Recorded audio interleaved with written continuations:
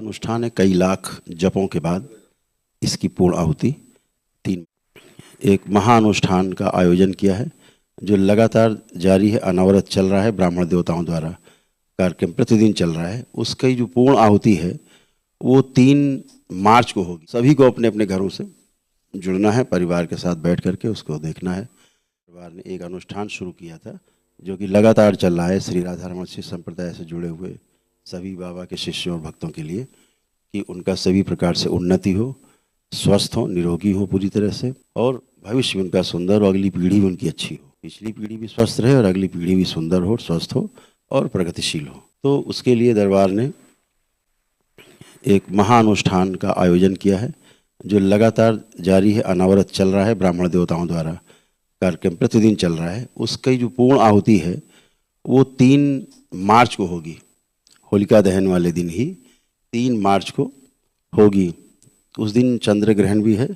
इसी दिन जो कि सूतक लग रहा है, इसलिए प्रातःकाल 3 तारीख को 9 बजे दरबार का, दोनों दरबार में, बाबा और माँ के दरबार में पूजन होके, और उसके बाद पट बंद हो जाएंगे प्रातःकाल 9 बजे, जो शाम को बाबा माँ की आरती के समय खुलेंगे। 7 बजे से बाबा की आरती के समय पट खुलेंगे। माँ की आरती होगी 7:30 बजे, और उसके पश्चात फिर शाम को जो महाअनुष्ठान है जिसमें सभी को जुड़ना है, इस बात का ध्यान रखना है।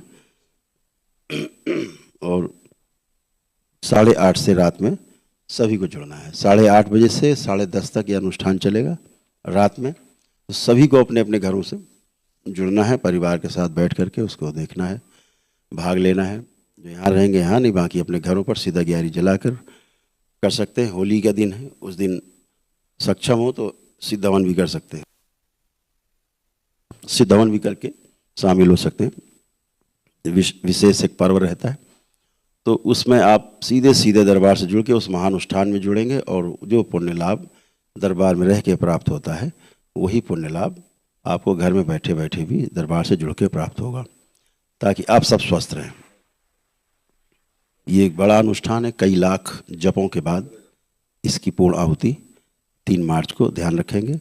उसकी पोस्ट भी पड़ी हुई है यूट्यूब पे, लेकिन मेरे अनुसार भी सूचना ग्रहण कर लें, साथ ही आवश्यक सभी लोग उसमें जुड़ेंगे। 3 मार्च रात में 8:30 बजे से सभी लोग अनुष्ठान में जुड़ जाएंगे, और 10:30 के बाद फिर 11 बजे से होलिका दहन का है। उसके बाद आप लोग होलिका दहन में भी भाग लें, अपने अपने कार्यक्रम के अनुसार होलिका दहन में भाग लेकर के अपने त्यौहार को अपने बच्चों के साथ, परिवार के साथ, मित्रों के साथ सौहार्दपूर्वक ढंग से मनाएं। उनको संज्ञान में लेंगे। जो महाअनुष्ठान है, बाबा और माँ के जो शिष्य हैं दरबार के बाबा के, तो उनके लिए, उनके परिवार के लिए सभी प्रकार के शारीरिक, मानसिक और आध्यात्मिक कष्टों से मुक्ति के लिए, और उनके आर्थिक, सामाजिक और पारिवारिक संकटों से बाहर लाने के लिए, उनका सम्मान, मान सम्मान बढ़ने के लिए, 84 लाख योनियों के जन्म मरण के बंधन से मुक्ति में सहायक हो, ऐसी ध्यान साधना में पारंगत होने के लिए, प्रगति के लिए, जो तंत्र क्रिया योग में दीक्षित हैं दरबार के शिष्य हैं बाबा के, उन सब की बेहतरी के लिए, सभी के लिए किया गया है। और जो एक दिवसीय अनुष्ठान जिन्होंने कर रखे हैं, दीक्षा भी नहीं ले पाए, उनके लिए भी, सभी के लिए ये महाअनुष्ठान किया गया है। जो दरबार से जुड़े हैं, जिनके पास एक दिवसीय अनुष्ठान का पुण्य है, और दीक्षा ले पाए हैं वो भी, जो दीक्षा भी नहीं ले पाए वो भी, सभी लोग कल इससे जुड़ेंगे। और परसों जो होलिका दहन वाले दिन और रात्रि में 8:30 से 10:30 के बीच में अनुष्ठान चलेगा। आप लोग 8, सवा 8 बजे से अपने अपने स्थान पे घर पे जम जाएंगे, सीधा ग्यारह जला लेंगे घर पे। सक्षम हो तो सिद्ध भवन कर सकते हैं साथ में, और बैठे रह सकते हैं दरबार के अनुष्ठान के साथ में। तो बहुत बहुत शुभकामनाएं, बहुत प्रेम दरबार की ओर से, बाबा माँ की ओर से बहुत प्रेम, बहुत आशीर्वाद। आप सभी स्वस्थ रहें, सुखी रहें और संपन्न रहें। आप और आपके परिवार का मंगल हो, कल्याण हो। हरि हर।